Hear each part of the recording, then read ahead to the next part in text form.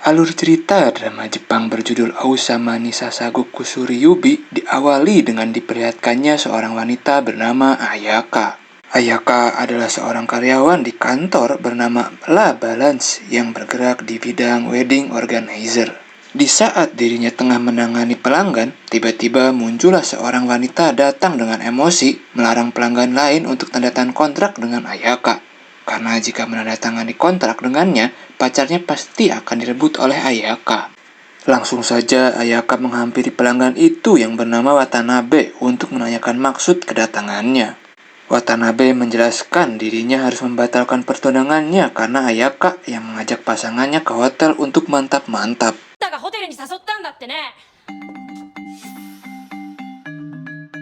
Ayaka kebingungan dan mengelak dari penjelasan Watanabe. Mereka berdua terlibat adu mulut.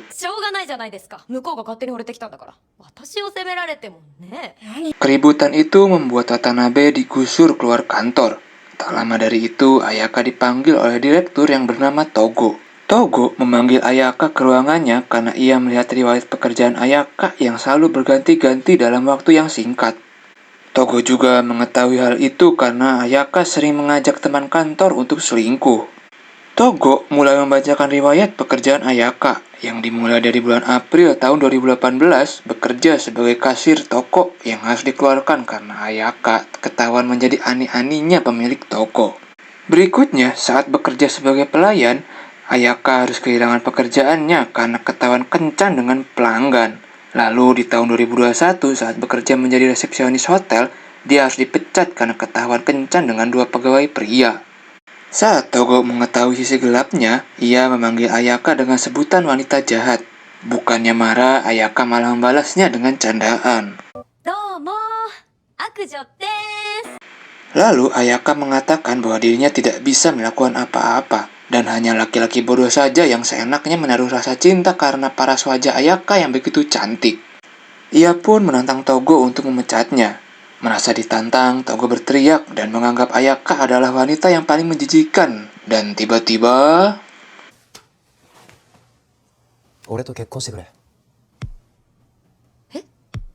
Togo langsung mengajak Ayaka untuk menikah dengannya.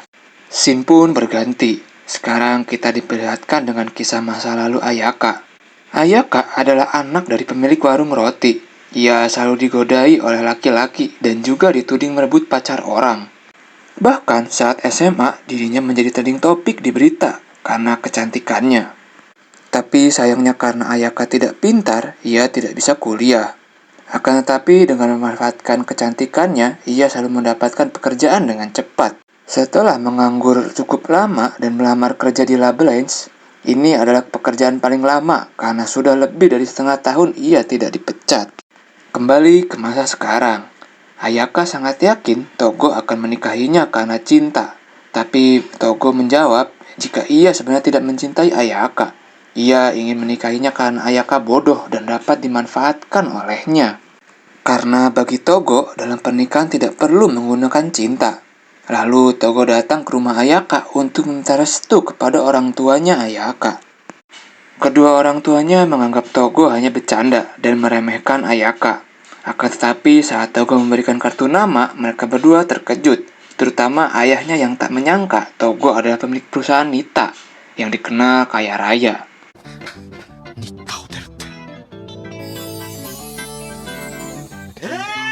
Sekembalinya ke dalam rumah, ayahnya memastikan bahwa Togo memang serius ingin menikah dengan anaknya.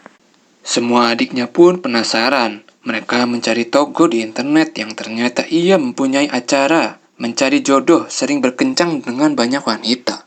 Di saat tengah berbincang, semua adik Ayaka datang menghampiri. Togo dibuat terkejut. Ternyata Ayaka mempunyai banyak adik. Dimulai dari adik yang pertama bernama Riku. Yang kedua, Kai. Yang ketiga, Sora. Yang keempat, Fuka. Dan yang terakhir, masih berada di dalam kandungan. Fuka menanyakan alasan Togo mencintai Ayaka. Togo menjawab dirinya mencintai semua kepribadian Ayaka.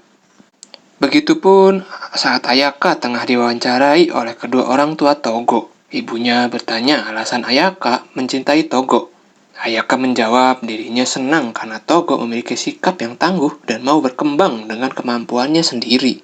Mendengar itu, Togo hanya tersenyum penuh kebohongan.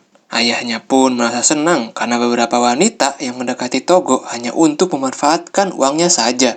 Ibunya pun menyetujui Togo untuk segera menikah dengan Ayaka. Keesokan harinya, saat di kantor, Togo meminta asistennya yang bernama Koji untuk mempersiapkan konsep pernikahan dirinya dan Ayaka. Berita pernikahan mereka sampailah di telinga para pekerja lainnya, hingga menjadi bahan gibahan. Gibahan yang paling sering dibahas yaitu tentang Ayaka yang dikenal pemalas dan sering bolos masuk kantor, tetapi dapat menikah dengan Togo, sang direktur.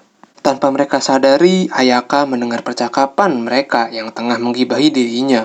Ayaka menjawab jika ia tidak peduli dengan omongan para teman-temannya dan juga menganggap mereka semua adalah anjing pecundang.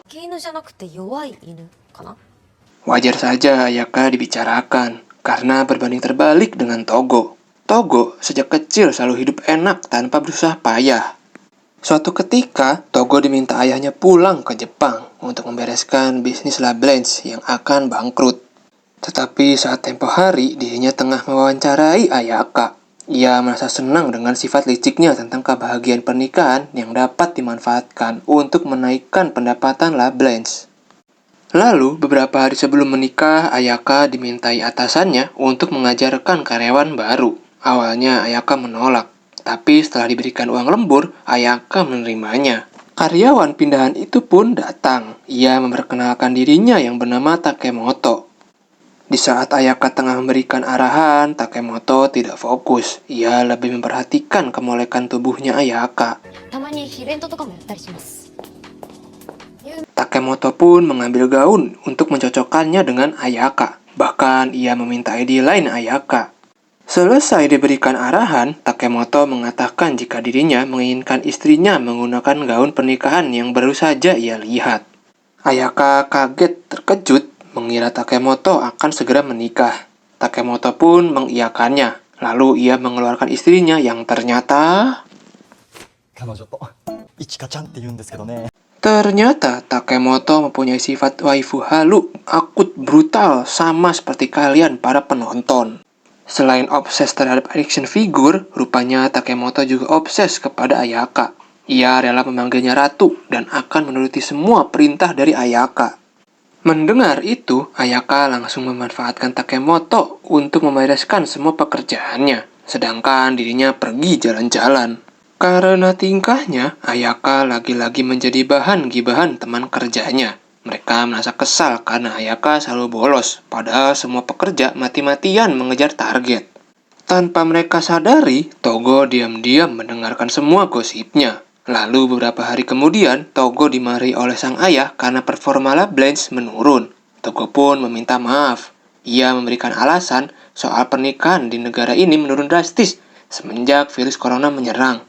Oleh karena itu, Togo membutuhkan strategi baru untuk membangun bisnisnya. Ia mengatakan menikahi Ayaka dengan tujuan memperbaiki ekonomi, padahal di dalam hati Togo, yang sebenarnya menikahi Ayaka adalah strategi iklan perusahaan.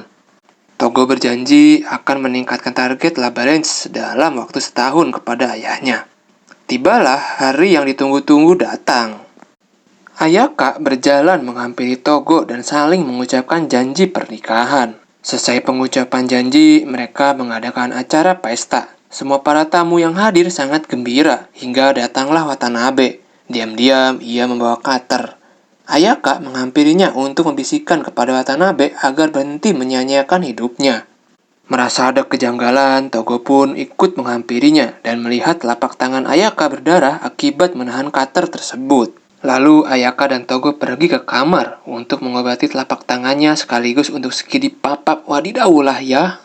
Malam harinya mereka berlanjut syuting video bermesraan yang digunakan untuk promosi perusahaan.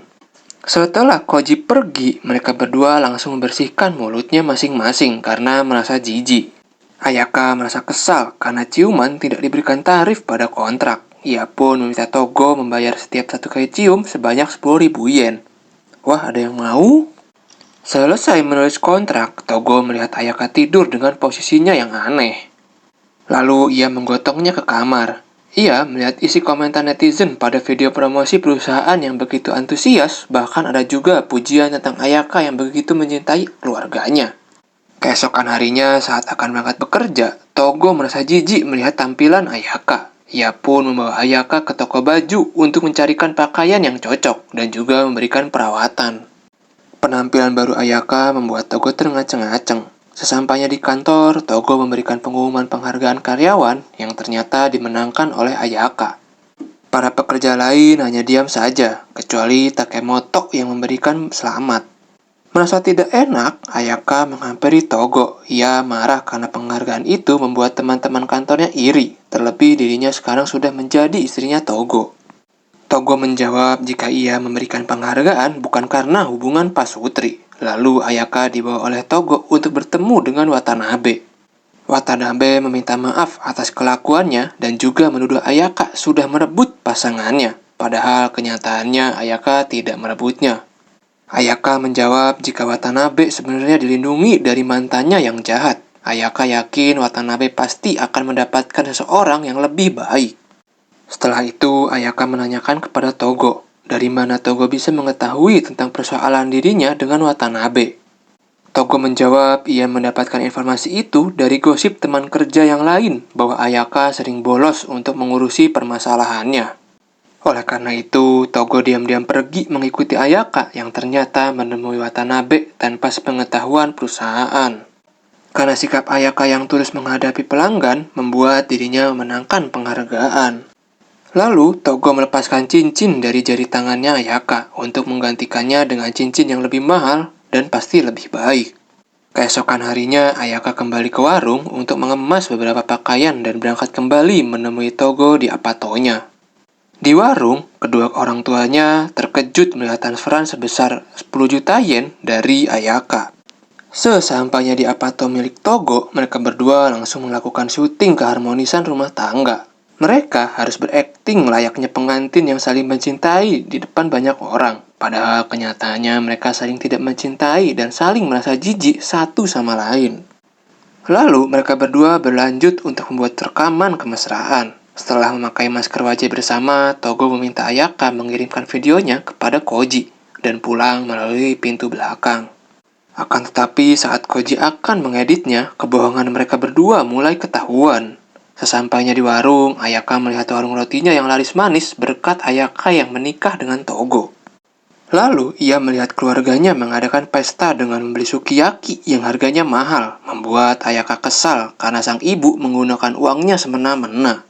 Riku menanyakan alasan Ayaka kembali ke warung, padahal yang seharusnya Ayaka lakukan adalah tinggal bersama Togo, bermesraan, dan juga mantap-mantap. Ayaka menjawab jika apato milik Togo tengah direnovasi. Ayah dan ibunya merasa iri melihat pesta pernikahan Ayaka dan Togo begitu mewah, berbeda dengan pesta pernikahan kedua orang tuanya yang begitu sederhana. Selesai berbincang, mereka semua makan malam bersama. Ayaka begitu senang melihat keluarganya dapat hidup lebih enak. Selesai makan, Ayaka dan adik-adiknya berencana untuk patungan dalam rangka merayakan pernikahan ayah dan ibunya yang ke-30 tahun. Berhubung uang yang terkumpul masih sedikit, adik-adiknya sepakat meminta Ayaka untuk membayarkan semua pestanya. Beberapa lama setelahnya, telepon Ayaka berdering, yang ternyata ia mendapatkan telepon dari Togo. Togo memberitahu jika ibunya akan segera datang. Tanpa basa-basi, Ayaka langsung cus menuju apatonya. Sesampainya di apato, Togo merasa risih melihat penampilan Ayaka yang begitu kumel.